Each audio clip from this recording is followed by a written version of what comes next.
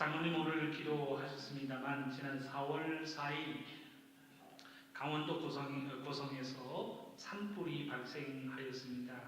지금은 진압이 되었지만 너무나도 그 큰 피해가 발생하여서 전국적인 관심과 지원이 요청되어지고 있습니다. 화재로 숨지거나 다친 사람들이 생겼습니다. 많은 집들이 또한 많은 자동차들이 화재로 인하여 전소됨으로 인하여 숲이 사라졌다라고 하는 것뿐만 아니라 많은 재산, 인명상의 피해를 남기고 있습니다. 속초의 모든 초등학교들이 수업을 쉬는 휴업에 들어가고 있습니다. 정부는 즉각적으로 재난지역으로 선포하고 있습니다. 우리 교우님들에게 바랍니다. 피해 지역의 주민들이 다시금 희망을 가지고 일어설 수 있도록 기억하면서 기도하는 시간들이 될 수 있기를 바랍니다. 아이러니컬하게 나무를 심는 4월 5일 식목일에 대형 산불로 인해서 어려움을 키웠다라고 이야기할 수 있습니다. 기도하고 간구하실 때에 나라와 민족을 위해서 끊임없이 기도해 주시고요. 이 나라, 이 민족이 자연의 재해, 여러 가지 사고, 범죄 등을 피해갈 수 있도록, 이길 수 있도록 나라와 민족을 위해서 끊임없이 합심하여 기도하는 시간들이 될 수 있기를 바랍니다. 오늘 본문의 내용을 우리 함께 생각하기를 원합니다. 예수님께서 우리의 삶 속에 주님의 교훈과 말씀을 남기시면서 비유라고 하는 형태를 통하여 말씀을 남기고 계십니다. 예수님께서 직접적으로 다음과 같다라고 하는 내용으로 어떤 논리적이고 이론적인 교리의 내용을 우리에게 가르치시기보다는 비유를 통해서 기억하기 좋게 또 이야기를 듣는 순간 기억과 더불어 흥미를 가질 수 있도록 비유를 통하여 우리에게 말씀하고 계십니다. 그래서 성경에 보면 예수님의 많은 비유의 이야기가 기록되어지고 있습니다. 근데 이 비유라고 하는 것은 듣는 이에 따라 어떤 것을 강조하고 그 비유의 교훈이 무엇이냐라고 물었을 때 각기 다른 대답을 내놓을 수 있습니다. 동일한 비유를 듣지만 그 비유가 우리에게 주는 교훈이 무엇인가? 비유를 통해서 내게 인상 깊은 깨달음이 있다면 그 깨달음이 무엇인가? 라고 하는 질문을 남겼을 때에는 이 사람, 저 사람의 이야기가 다를 수밖에 없다는 사실을 우리에게 알려주고 있습니다. 제자들이 궁금해서 물었습니다. 예수님, 왜 비유로만 말씀하십니까? 라고 물었을 때 예수님께서 이 제자들의 질문에 답변을 남기고 계시는데 오늘 우리가 본문으로 삼은 마태복음 13장 11절에 그 말씀의 답변이, 질문의 답변이 기록되어지고 있습니다. 왜 비유로 말씀하십니까? 라고 하는 질문에 마태복음 13장 11절 예수님 이렇게 대답하십니다. 대답하여 이르시되 천국의 비밀을 아는 것이 너희에게는 허락되었으나 그들에게는 아니 되었나니.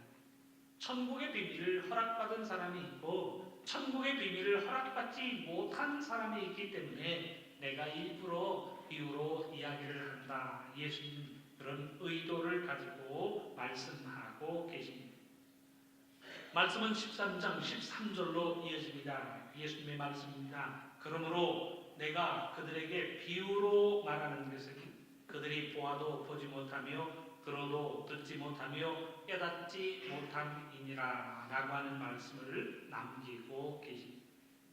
예수님이 비유로 말씀하셔서 귀를 가지고 예수님이 지금 어떤 내용의 이야기를 하신다라고 하는 것을 들을 수는 있지만 그 비유의 교훈이 무엇인가 마음속에 깨달을 수는 없다는 사실로 말씀하고 계십니다. 예수님 무엇을 말씀하셨는가 그 이야기의 내용을 적을 수는 있겠죠.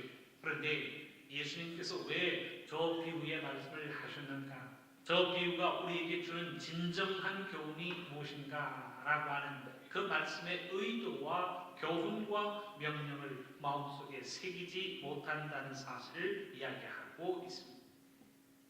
다른 말로 한다면 믿음의 마음을 가지고 하나님의 말씀을 듣고자 원하는 간절한 심령들만이 하나님의 말씀을 들을 수 있도록 예수님은 비유로 말씀하신다는 의미로 이야기하고 있습니다.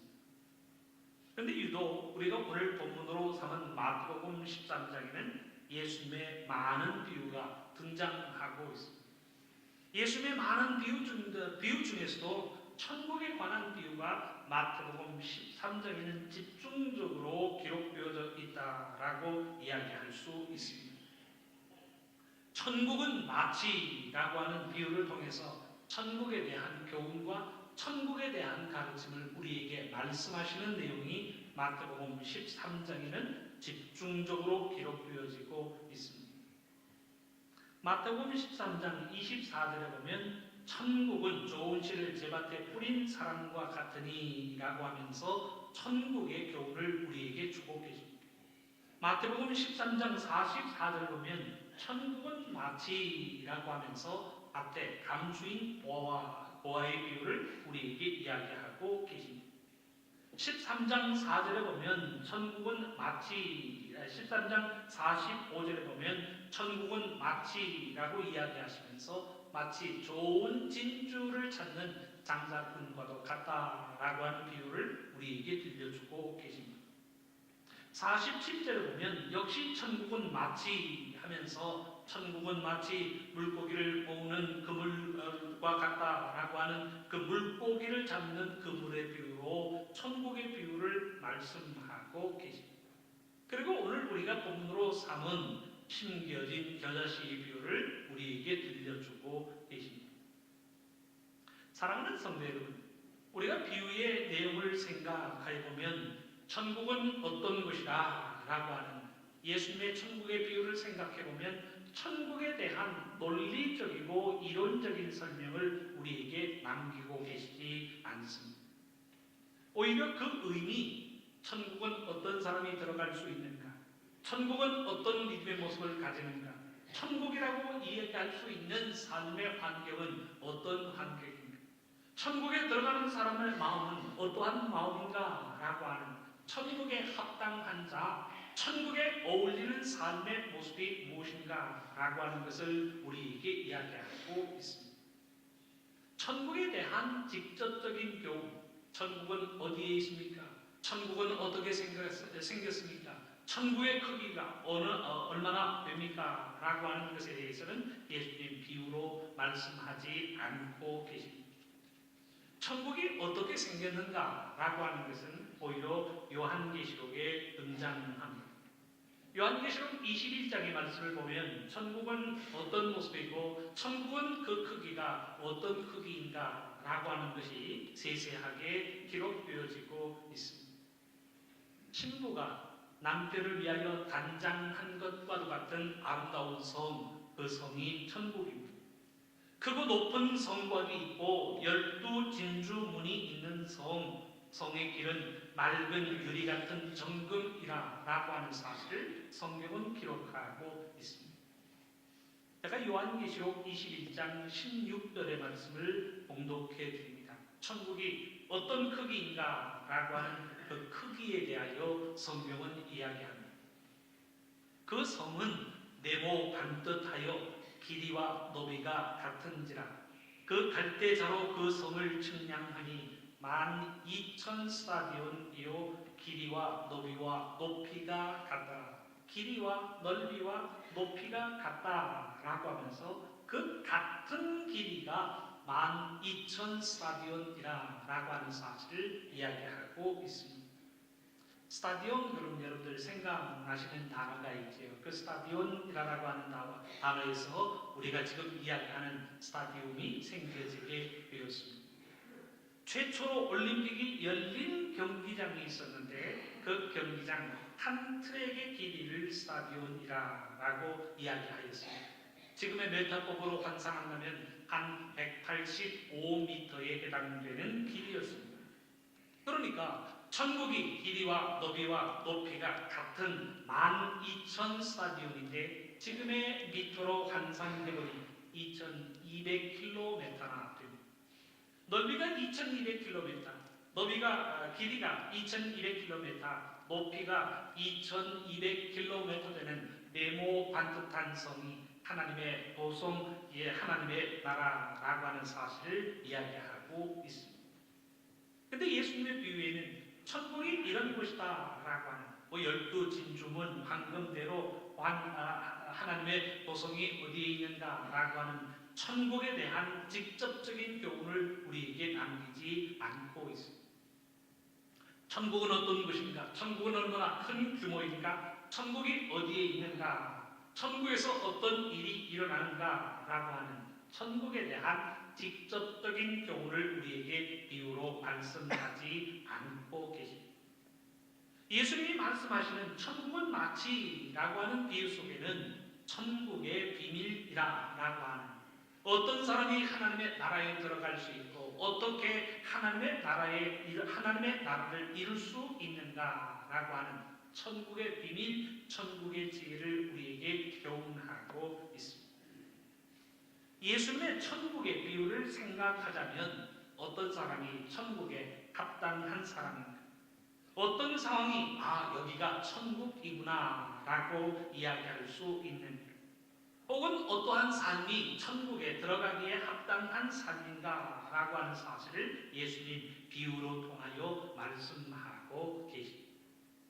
그래서 예수님이 말씀하시는 천국은 마치, 천국을 가르치시면서 비유로 말씀하시는 묘미가 여기에 담겨져 있습니다. 천국의 마음을 소유한 사람은 그 비유의 말씀, 비유의 뜻을 알아듣습니다.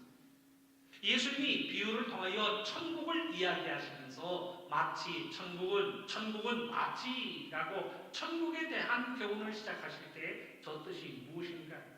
예수님의 말씀하신 말을 알고 예수님이 비유를 통하여 우리에게 교훈하시고자 원하시는 내용이 무엇인가? 라고 하는 것을 공감하고 깨닫게 된다는 사실. 비유를 통하여 말씀하신 내용들을 마음속에 새겨 그 뜻, 그 명령, 그 교훈을 이루며 살아가기를 결단하게 됩니다. 그런데 천국의 마음을 소유하고 있지 못하다면 결코 예수님이 말씀하시는 비유의 진의를 마음속에 담을 수가 없습니다. 예수님의 천국의 비유를 들으면서도 예수님께서 저 말씀을 왜 하시는가 라고 하는 이야기를 합니다.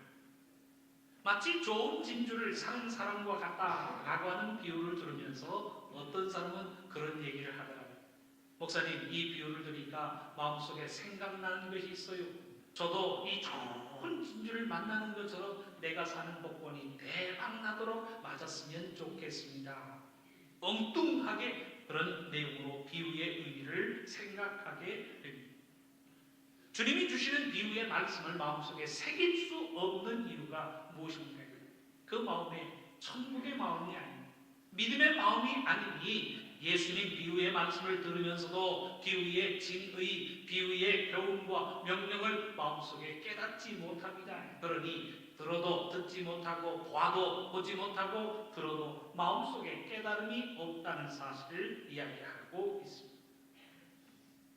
예수님이 말씀하세요. 천국은 마치 사람이 자기 밭에 갖다 심은 겨자씨 하나 같으니. 예수님이 지금 농사를 이야기하시는가? 예수님이 겨자를 좋아하시는가? 예수님도 일식을 좋아해서 그 겨자를 묻혀서 식사를 하셨단 말인가? 라고 하는 엉뚱한 생각만을 마음속에 품게 된다는 사실.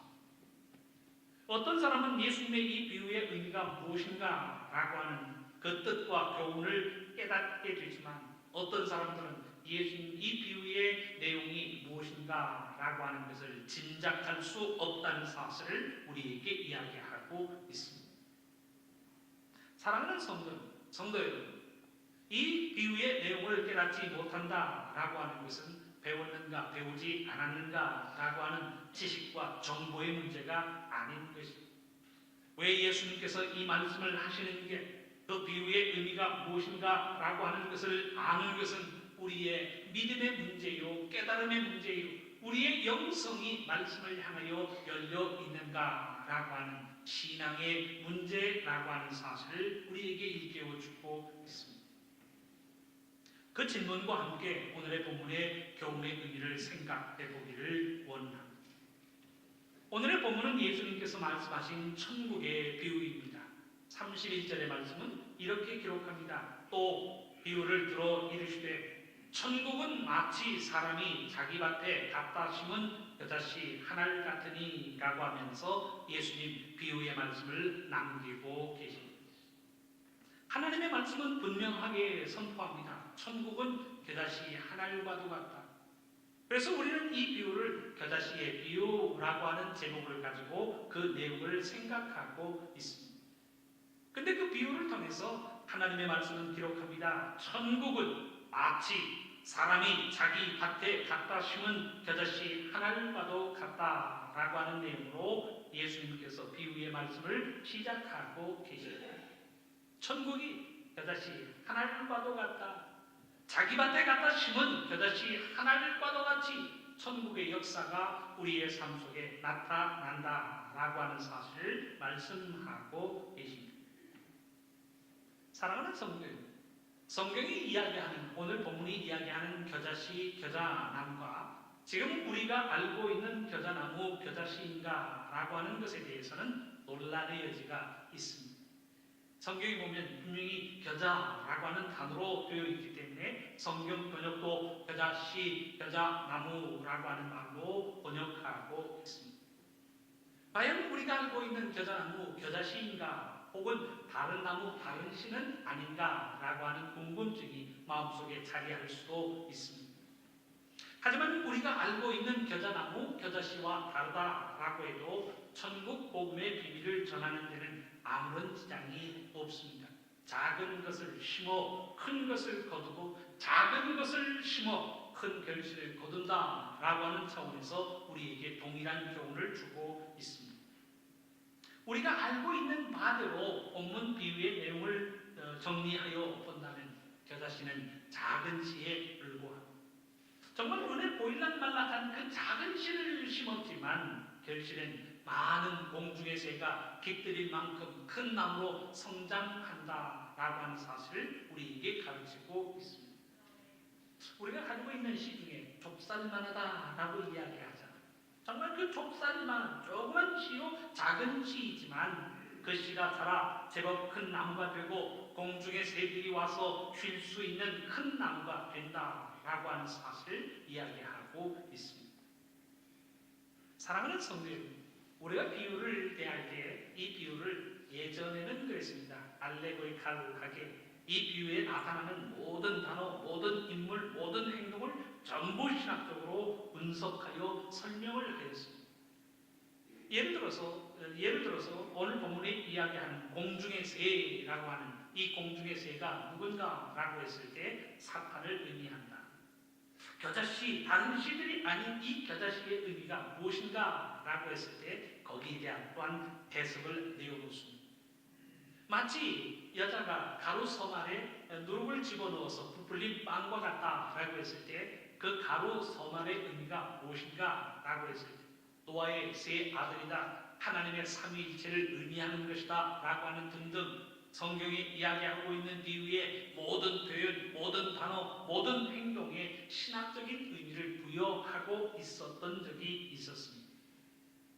과연 비유를 그렇게 생각해야 할까라고 하는 반문도 마음속에 남습니다. 예수님이 비유로 우리에게 말씀을 주실 때에는 그 비유를 통하여 핵심적인 교훈을 우리에게 주시기 위해서 비유를 통하여 말씀하고 계십니다. 비유를 통해서 이것저것 많은 것을 해석하고 의미를 붙여 유추할 수 있는 다양한 교훈을 담고 있지 않다라고 이야기할 수 있습니다. 그야말로 핵심적인 사실 하나, 그 교훈을 주시기 위해서 그 분명한 교훈의 의미를 담아서 비유로 우리에게 말씀하고 계십니다. 예를 들어 보십시오. 오늘 우리가 본문으로 봉독한 마태복음 13장에는 여러 가지 비유의 말씀들이 등장하고 있습니다. 1절에서 9절까지의 말씀은 네 종류의 밭이 나타나고 있습니다. 그 네 종류의 밭을 통해서 우리에게 주시는 교훈이 무엇인가요? 말씀을 듣고 말씀으로 인한 열매가 맺어져야 한다라고 하는 사실을 이야기하고 있습니다. 말씀을 듣기만 하고 열매를 기대할 수 없다면 천국에 합당한 자가 아니라 교훈은 이야기하고 있습니다. 말씀을 듣고 열매를 맺는 마음이 좋은 밭이요 그 좋은 밭의 마음을 가져야 천국에 합당한 자여 천국에 들어갈 수 있다라고 하는 사실을 예수님 이 네 밭의 비유를 통하여 우리에게 말씀하고 계십니다. 20절에서 30절까지의 말씀을 보면 밭에 뿌려진 가라지의 비유가 등장하고 있습니다.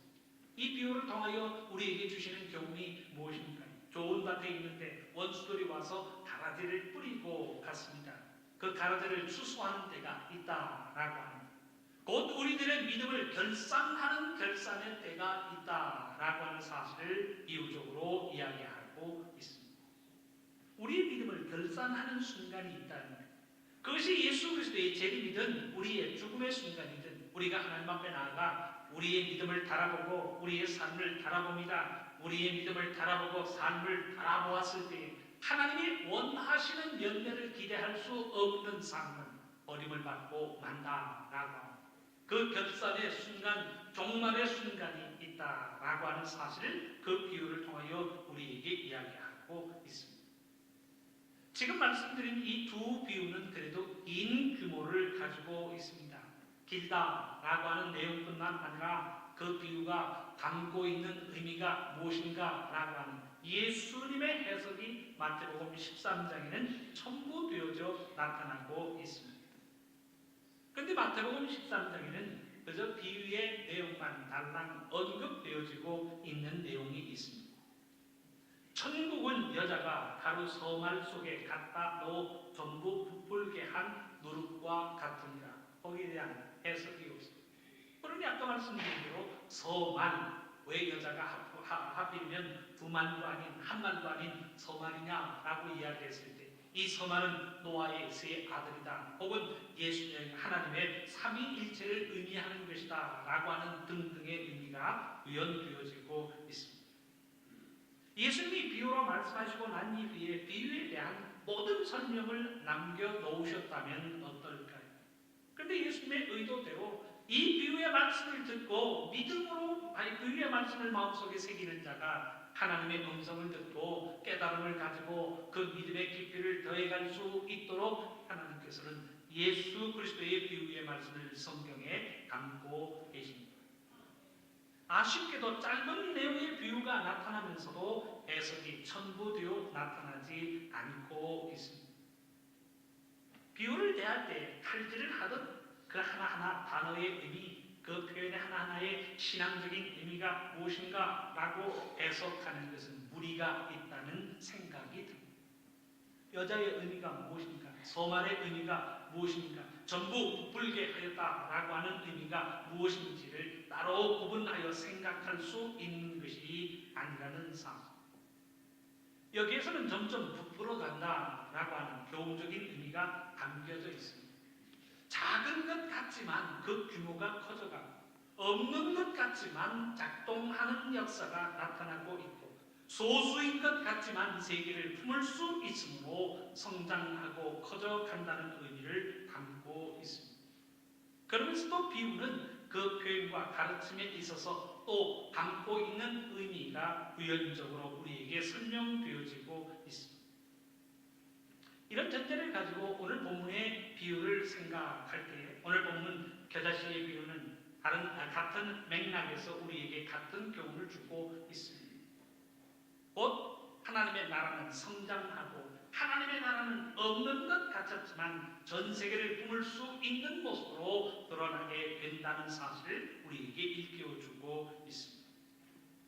천국은 마치라고 하는 예수님의 선포에 맞추어서 오늘의 본문이 우리에게 주는 교훈과 예수 그리스도의 그 비유의 의미가 무엇인가 라고 하는 것을 마음속에 담는 시간들이 될 수 있기를 바랍니다. 먼저 오늘의 본문은 성장하고 발전해야 한다라고 하는 것을 우리에게 이야기하고 있습니다. 우리에게 믿음이 있다면, 우리에게 신앙이 있다면, 하나님의 말씀을 받은 자요 주의 교훈과 명령을 마음속에 새겼다면 그 하나님의 말씀과 명령이 우리의 삶을 바꾸고 우리의 삶이 그리스도인으로 변화하고 있다라고 하는 사실, 우리 세상 모든 사람들에게 보여야 한다는 사실을 이야기하고 있습니다. 예루살렘에서 시작한 복음 전파가 세계로 번져 나아갑니다. 예수님이 승천하시기 전 말씀하신 대로 예루살렘, 온 유다, 사마리아와 땅끝까지 이르러 그리스도의 복음이 증거되어졌습니다. 작은 시작이었지만 큰 결과로 이어지고 있는 것 아니겠습니까? 정말 남들이 무시하는 유명한 사람이 없고 힘 있는 사람이 없고 재산 있는 사람이 없었지만 무명한 사람 12명이 예수 그리스도의 말씀을 부여잡고 그들이 증거한 복음이 지금 전 세계로 확산되어졌습니다. 이 믿음의 역사가 하나님께서 의도하셨던 사도행전적인 역사요, 우리가 감당해야 할 믿음의 역사라고 하는 사실, 이 오늘의 비유는 우리에게 보여주고 있습니다. 그야말로 어느 누가 보아도 무시할 만큼 작은 시작이었습니다. 많은 것도 아닌 하늘의 시작이었습니다. 보이지 않는 겨자씨, 그것도 달랑 하늘의 시작이었지만 공중의 모든 새가 그 나무에 와서 안식을 얻게 될 만큼 큰 나무로 성장하고 성숙하였다라고 하는 그 믿음의 과정을 우리에게 보여주고 있습니다.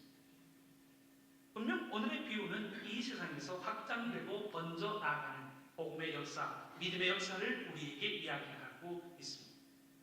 유대인들만의 하나님이 아닌 세상 모든 민족, 세상 모든 나라의 하나님이십니다. 땅 끝까지 이르러 구원을 이루고 세상 모든 민족에게 구원의 역사를 이루시는, 그 믿음의 역사를 이루시는, 그 하나님 나라의 역사를 이루시는 복음의 아름다움을 우리에게 이야기하고 있습니다. 그런데 사랑하는 성도, 오늘 이 본문의 의미를, 비유의 의미를 생각하면서 과연 이것이 예수님께서 말씀하신 비유의 가르침, 비유의 내용, 교훈의 전부일까라고 하는 질문을 먼저 보았습니다. 제가 오늘 본문의 비유를 생각하면 생각할수록 저에게는 다른 교훈으로 와 닿습니다. 그래서 다른 교훈으로 와 닿은 그 깨달음과 의미를 여러분들과 함께 나누기를 원합니다. 사람이 겨자씨를 심을 때 자기 밭에 작은 겨자씨를 가져다 심습니다. 그 결과 공중의 모든 새들이 와서 깃들인다라고 하는 차원, 자기의 밭에 자기의 씨를 심었지만 공중의 모든 새들이 와서 자리를 얻고 깃들인다라고 하는 차원에서 비유의 내용을 생각해 보시기를 바랍니다. 우리는 먼저 성경에서 이야기하는 겨자라고 하는 식물이 나무인가 혹은 풀인가 라고 하는 것을 생각해 보기를 원합니다. 이게 풀이라면 커서 나무가 될 수 없는 것이지요. 나는 예수님이 말씀하신 본문의 겨자씨는 어떤 열매를 기대할 수 없는 일종의 어떤 나무였다라고 하는 생각이 듭니다. 만일 주인이 열매를 기대하는 겨자씨, 뭔가 열매를 얻고 열매를 얻는 수확되어지는 열매를 통해서 자신의 소유를 늘려가려는 목적이었다면 아마 하나만 심지 않았을 거예요. 거두기 위해서 적어도 한 고랑을 심거나 혹은 여러 부리의 겨자씨를 심었을 것입니다. 그런데 한 겨자씨 한 알마를 심고 있습니다. 내가 거둔 어떤 수확물을 기대하고 있다면 새들이 와서 드나들고 새들이 와서 성장을 방해하고 새들이 그 모든 수확물을 상하게 만들 때 그 새들을 쫓아내버려야 합니다. 그런데 오늘 본문에 등장하는 이 사람, 이 농부는 정반대의 모습을 보입니다. 열매에 대한 관심을 보이지 않고 있습니다. 공중의 새들이 깃들일 보금자리를 마련한 것으로 보여지고 있습니다. 내가 씨를 심었으니까 많은 수확을 거두고, 내가 씨를 심었으니까 많은 소출을 거두어서 내 소득이 더 많아졌다라고 하는 것에 대한 모습을 보이지 않고 있다는 것. 말씀은 기록합니다. 31절, 자기 밭에 심은 겨자씨 한 알 같은. 32절, 부에는 모든 풀보다 커서 나무가 되매 공중의 새들이 와서 그 가지에 깃들이느니라 라고 말씀은 기록하고 있습니다. 열매를 기대하는 나무로 심었다면 하나만 심지 않을 거예요. 아마 한 줄, 한 고랑, 한 밭. 그래서 거기에서 수확되어지는 수확물로 인하여 자신의 소유를 늘렸을 거예요. 그런데 자기 밭에 하나의 겨자씨를 심습니다. 그것이 자라 나무가 되었습니다. 자라 나무가 된 이후에 모든 새들, 공중의 새들이 와서 깃들여도 이 주인은 상관하지 않고 있는 모습을 보여주고 있습니다. 결국 이 비유는 나의 것을 다른 사람을 위해서 내어놓을 수 있는가, 그 마음을 통하여 우리의 삶 속에 천국이 이루어진다는 사실을 가르치고 있습니다. 사랑하는 성도 여러분, 천국과 지옥의 차이가 무엇입니까? 천국은 남을 배려하는 마음을 가지고 살아가는 것입니다. 나보다는 남을 먼저 위합니다. 내 것을 가지고 다른 사람에게 봉사합니다. 다른 사람에게 건넵니다. 내 것을 가지고 다른 사람에게 구제합니다. 내 것을 가지고 다른 사람을 봉사하고 섬기고 다른 사람을 위하여 사용하는 것이 천국이라고 하는 사실을 우리는 잘 알고 있습니다. 그럼 반대로 지옥은 어떤 모습을 갖는가? 다른 사람 생각할 거 없습니다. 다른 사람보다 나를 먼저 생각합니다. 다른 사람을 위해서 쓸 것이 없어요. 나를 위해서 모든 것을 사용합니다. 천국은 남을 배려하고 남을 위하여 사용하지만 지옥은 나를 먼저 생각하고 나를 먼저 위하는 이기심의 처소가 지옥이라고 하는 사실을 우리는 잘 알고 있습니다. 예수님도 말씀하십니다. 하나님의 나라가 여기 있다 저기 있다 라고 이야기할 수 없다는, 하나님의 나라는 너희 안에 있다 라고, 내가 어떤 마음을 품고 그 마음을 가지고 어떤 삶의 모습을 살아가는가 라고 하는 것에 따라서 내가 사는 이 처소가 천국이 될 수 있고 지옥이 될 수 있다는 사실을 우리에게 가르치고 계십니다. 다른 것에 달려있는 것이 아니에요. 내가 남을 위하는 마음을 가지고 내 것을 희생하고 내 것을 양보하고 내 것을 내어줄 수 있는가? 너를 위해서 기꺼이 내 것을 사용하고 내어줄 수 있다면 그 초소는 천국이고, 나를 위해서 내 것을 움켜쥐고 살아간다면 그것은 천국이 아닌 지옥이라고 하는 사실을 우리에게 가르치고 있습니다. 사랑하는 성도님, 내가 나를 위한 목적이었다면 하나를 심지 않았을 것이 분명합니다. 원하는 것이 열매예요. 수확을 거두어서 내가 그 수확물로 인하여 부자가 되겠다라고 생각한다면 하나를 심지 않습니다. 심을 수 있을 만큼 최대한으로 심습니다. 새들이 오는 것 어림도 없죠. 내 수확물을 방해하지 못하도록 쫓아버립니다. 쫓아서 도망가지 않으면 잡아내야 하는 것 아니겠습니까? 시골에 가보면 농사 짓는 사람들은 쫓아오는 달려드는 새들을 막아서기 위해서 허수아비도 세우고 반짝이도 세우고 총소리도 내면서 독수리 모양의 물건을 내갈고요 새들을 쫓아내는 것 아니겠습니까? 근데 본문에 등장하는 이 뒤에 등장하는 이 농부는 새들을 쫓아내는 데에는 아무런 관심이 없습니다. 자기가 심은 겨자씨가 나무가 되었습니다. 공중의 모든 새들이 와서 그 나무에 깃들인다는 사실을 이야기하고 있습니다. 분명 본문의 비유는 농사를 지어서 많은 이윤을 창출하고 그 이윤으로 자신의 목적을 이룬다라고 하는 모습을 우리에게 보이지 않고 있습니다. 내가 수고하고 내 밭에 겨자씨를 심지만 남 좋은 일을 하고 있다는 모습으로 우리에게 이야기하고 있습니다. 사랑하는 성도 여러분, 오늘의 본문을 비유를 생각하시면서 한번 이런 질문을 해보시기를 바랍니다. 왜 농부가 한 알, 겨자씨 한 알, 눈에 보이지 않는 작은 그 하나를 심는 것일까? 라고 하는 질문입니다. 사랑하는 성도 여러분, 한 알 작더라도 나무를 위하여 내놓는 내 몫이라는 사실을 본문은 이야기하고 있습니다. 나는 내 것이 아까워서 작은 것을 내어놓지만 그 작은 것을 통해서 하나님의 놀라운 역사가 우리에게 나타난다는 사실을 우리에게 가르치고 있습니다. 나는 마음이 인색해서요 작은 것밖에 내어놓을 수가 없어요.